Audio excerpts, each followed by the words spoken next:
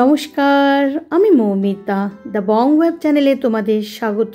আজকের ব্লগটা এখান থেকে শুরু করছি। দেখো আমাদের এখানে কি সুন্দর ঝলমলে রোদ উঠেছে। আজ আকাশটা খুব পরিষ্কার। এই দেখো বারান্দার গাছগুলো, দেখো না পাতাটা শুকিয়ে গেছে। বারান্দার গাছগুলো তো অনেক দিন হলো জল দেওয়া হয় না। মাঝখানে এত ঠান্ডা পড়েছিল, কাজ করতে ইচ্ছা করছিল না জলের। দেখো তোমাদের সকাল সকাল আমার মায়ের দর্শন করালাম। চলো এবার একটা মজার জিনিস, এ দেখো ছোটু কি করছে, ওখানে ম্যাও ডাকছিল, মানে বিড়াল ডাকছিল। আর যেই ছোটুকে বলছে না ছোটু চল ম্যাও ডাকছে, আর ছোটু এসে সপাট করে লাফ দিয়ে ওই জানলার ধারে বসে পড়েছে। দেখো দেখো কি দুষ্টু।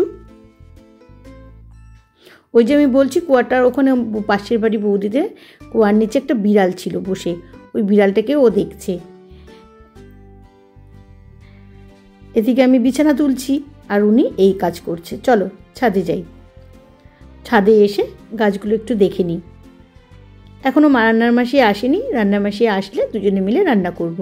আর এই যে চন্দ্রমল্লিকাগুলো দেখছো না, আমার কিন্তু একটা গাছও এখানে কেনা নয়, সব নিজে হাতে কাটিং করেছি আমি।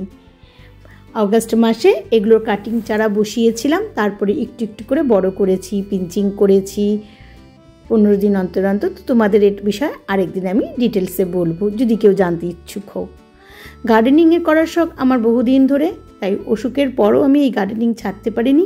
বরং আমার ডাক্তাররা মানে আমার এখানকার ইন্ডিয়ার ডাক্তার না, ডক্টর বিমলাংশু দে আমাকে খুব বলেছেন যে তুমি গার্ডেনিং করতে ভালোবাসো, তো তুমি গার্ডেনিং করো, তোমার মন মেজাজ খুব ভালো থাকবে, তুমি অসুখটা সম্বন্ধে ভুলে থাকতে পারবে, এটাই বলেছিল। তো ব্যাস আমিও আরও চান্স পেয়ে গেলাম, যেহেতু আমি খুব ভালোবাসি।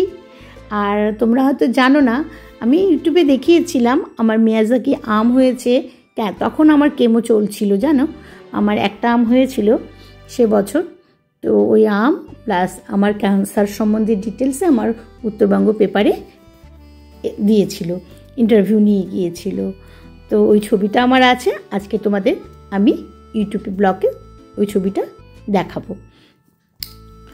তো যেটা বলছিলাম, দেখো রোগ যাদের হয় না সত্যিকারের, তাদের যে কি কষ্ট বলে বোঝাবার কিছু নেই।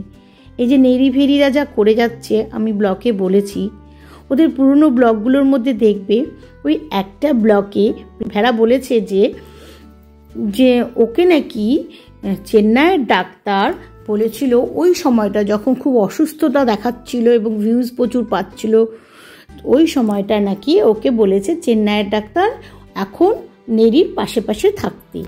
কারণ ডাক্তার নাকি বলেছে যে ওকে ফ্রেন্ডের মতন এখন ওর সাথে থাকতে হবে, ওকে সময় দিতে হবে, ওর মন মেজাজ ভালো করতে হবে।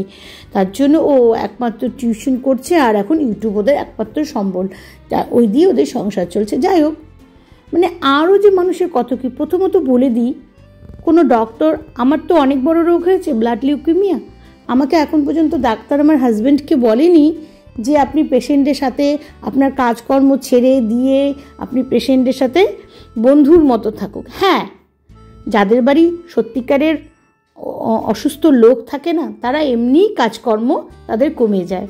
বিশ্বাস করবো না, আমার হাজব্যান্ড যেভাবে আগে বিজনেসে মন ছিল, তার এখন মানে সত্যি আমার যেমন অসুখে হয়েছে, তারপরেও ও বিজনেসে লস খেয়েছে পরের বছরই। তাহলে বুঝতে পারো আমাদের কত বড় ধাক্কাটা যাচ্ছে। আর আমরা না মানে কোনো দিন এভাবে সিম্প্যাথি অর্জন করিনি যে আমাদের ওই হয়ে গেছে, যেটা হয়েছে সেটা লড়ছি। হ্যাঁ, তারপর যখন একদম সুস্থ হয়ে গেলাম, কেমো কমপ্লিট হয়ে গেল, তখন ভাবলাম যে একটু কিছু করি, যদি ইউটিউব করি তাহলে ওর একটু সাহায্য হবে, যদি কিছু হয়। তো সেটা চেষ্টা করছি। তা বলে ইউটিউবে এসে আমি সিম্প্যাথি ওইভাবে অর্জন করিনি। এবং আরেকটা কথা বলি, যে বাড়িতে অসুস্থ, যখন গুরুতর অসুস্থ কেউ থাকে না, তখন কিন্তু কেউ পারে না যে ওই মুহূর্তে চুল উঠে যাওয়াটাকে ভিডিও করতে বা বমি করাটা ভিডিও করতে। আমার তো লিউকেমিয়াতে, যখন আমার ব্লাড লিউকেমিয়া ধরা পড়ে আর যখন আমার কেমো পড়ে, তো বিভিন্ন জায়গায় আমার শরীরে কিন্তু অনেক কিছু হয়েছে। আমার ফিশার ছিল, আমি যেটা আগে কোনো দিনই গায়ে লাগাইনি, কারণ আমার কোনো দিন ব্লিডিং হতো না, মাঝে সাঝে ব্যথা হতো, কিন্তু ওরকম না, কোনো মেজর কিছু ছিল না। কিন্তু যখন শরীরে কেমো পড়লো না, তখন ওটা যে এত ভয়ানক হবে, আর ওটাই ছিল আমার একমাত্র শরীরে অসুস্থতার কারণ। আর আমি ওই ফিশারের জন্য আমি 2.5 দিন না খেয়েছিলাম জানো, 2.5টা দিন। তারপর যখন চিৎকার করলাম ব্যথা ব্যথা ব্যথা, গোটা অ্যাপোলো জানে আমার ব্যথা। আমাকে দেখলেও এখনও নার্সগুলো, যাদের চেনা নার্সগুলো যদি আমার সাথে দেখা হয় এখনও বলবে মমিতাজি ক্যাসে হ্যাঁ, আপকা পেন কম গিয়া। এখনও এই কথাগুলো বলে জানো। যে কষ্টটা আমি সহ্য করেছি না, যে ওরা যখন দেখায় না মিথ্যা ইসে করে, তখন আমি আর থাকতে পারি না। বিশ্বাস করো বন্ধুরা, আমার সহ্য হয় না। ওরা কি করে এত ভিউজ পায় বলো? তো যাই হোক, আমরা বাগানের শাক সবজি উঠিয়ে নিয়ে রান্না বান্না করে এই যে আমরা খেতে বসেছি। শান্তাও এসছে, শান্তাকেও আমি পাশে বসিয়ে খাওয়াচ্ছি। আর মোচা করেছি, শাক করেছি। শাকটা যেহেতু শাকটা আমি রায় শাকটা তুললাম, সেই রায় শাক আর শোল মাছের ঝোল করেছি। এই দিয়ে খেয়ে নিচ্ছি। এবার দাদা খেতে খেতে একটু ভিডিও করে নিল, উঠে গেল। তো আমরা যেভাবে পারি সেভাবে। আর আমাদের এখানে আজ শনিবার যেহেতু পুজো হচ্ছিল, তো শনি পুজোতে গেলাম। আমাদের এই শনি পুজোটা খুব বড় করে হয়, আর এটা জানুয়ারি মাসের প্রথম সপ্তাহতেই এই শনি পুজোটা হয়। দেখেছো লাইনটায়? এই লাইনটা হলো খিচুড়ি, এখানে খিচুড়ি বিতরণ করা হচ্ছে। তো আমি এই লাইনে দাঁড়াবো না, আমাদের যেহেতু চাঁদা দেওয়া হয়েছিল তাই আমাদেরকে কুপন দিয়েছিল, সেই কুপন থেকে আমরা খিচুড়ি নিয়ে চলে যাব। তো দেখে নাও, তোমরাও দর্শন করো। শনিদেবের মন্দিরটা কি সুন্দর সাজিয়েছে, প্রচণ্ড ভিড়। তো যেটা বলছিলাম যে ওরা যেভাবে সিম্প্যাথি অর্জন করছে না, প্লিজ তোমাদেরকে হাত জোর করে বলছি, ওদেরকে কেউ সাপোর্ট করো না। ওরা যেভাবে এক একটা মানে এত বড় রোগের মানে রোগটাকে নিয়ে ওরা খেলা করছে, আর যারা সত্যিকারে ক্যান্সারের পেশেন্ট যাদের দরকার, তারা ওই ভিউজটা পাচ্ছে না, তাদের যেটা দরকার। আজকে মানে ওরা সেটা কেড়ে নিয়েছে। কতগুলো ক্যান্সারের পেশেন্টদের মানে ধরতে গেলে ওরা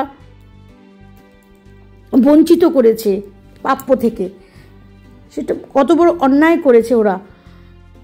আমি এখানে কুপনটা জমা দিয়ে মহাভোগের প্রসাদটাই নিয়ে নিলাম। সন্দেশ দিয়েছিল তোমাদের দাদা পুজো দিতে এসে, তো সেটা নিয়ে নিলাম। আরেকটা কথা বলি, ও যে কালকে বলেছিল কালকের ব্লকে যে ডাক্তাররা 5 জন মিলে বোর্ড মিটিং করেছে 5টা। প্রথমত বলি, অ্যাপোলো এমন একটা জায়গা, সেখানে বোর্ড মিটিং কোনো ডাক্তার যদি করে থাকে সেটা মানে 5 জন মিলে না। আমার তো এত বড় রোগটা হয়েছে, কোনো বোর্ড মিটিং, আমার কিন্তু সিচুয়েশন খুব খারাপ ছিল।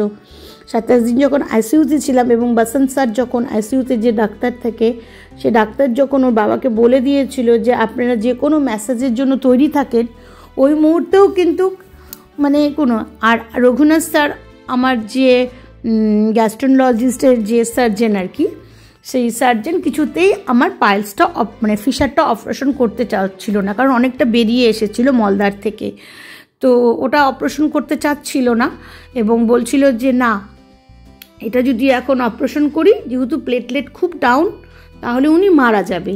মিনিমাম 80,000 প্লেটলেট না হলে আমি এই অপারেশনটা করতে পারবো। তখনও কিন্তু কোনো বোর্ড মিটিং হয়নি। আমার সিচুয়েশন এতটাই খারাপ ছিল। শুধু ডক্টর প্রভু হাত জোর করে রিকোয়েস্ট করেছিল রঘুনাথ স্যারকে।